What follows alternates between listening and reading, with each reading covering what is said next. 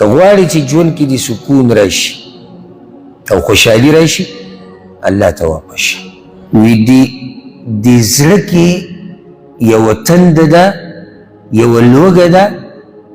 او دا نه پوره کېږي مګر په دې باندې چې کله دا زړه واپس شي هغه چا ته چا چې دا زړه پیدا کړی دی څومره پورې چې هغه ته نه واپس شي. زه بل مثال درکوم د مخلوق ولله المثل الاعلی. موږ ډېر لاړ شو لرې د مور پلار نه په مسافرو کې په غم ښادو کې سبقونو له یو شي نه بل شي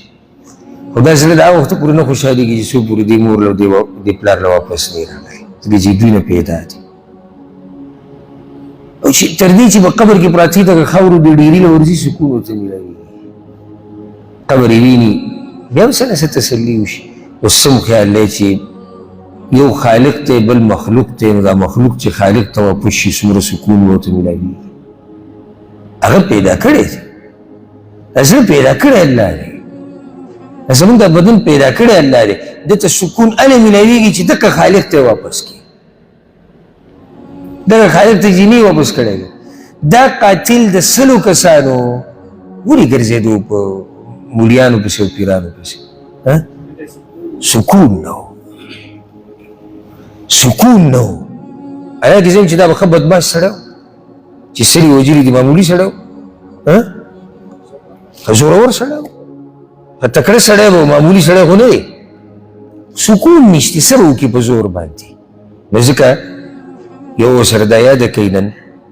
که غواړې چې ژوند کې دې سکون راشي او خوشحالي راشي الله ته واپس شه. الذين آمنوا وتطمئن قلوبهم بذكر الله ألا بذكر الله تطمئن القلوب. الله وی د مؤمنانو زړونه مطمئن کېږي د الله په یادولو سره او د الله په یادولو سره الله وی زړونه مطمئن کېږي. ګناهونه سړی تنګ کړي نور بس دی سړي طبیعت ګډوډ شي طبیعت چې زموږ ګډوډ کېږي دا ګناه هسې نه ګډوډ کېږي موږ ډایرکټ سوچ څه ته وځو چې یاره دا زما مالي حالات کمزوري دی لکه مالي حالات دې په تندر ولګي ته خو لږ دې طرف ته هم سوچ وکړه ستا د الله سره څنګه معامله ده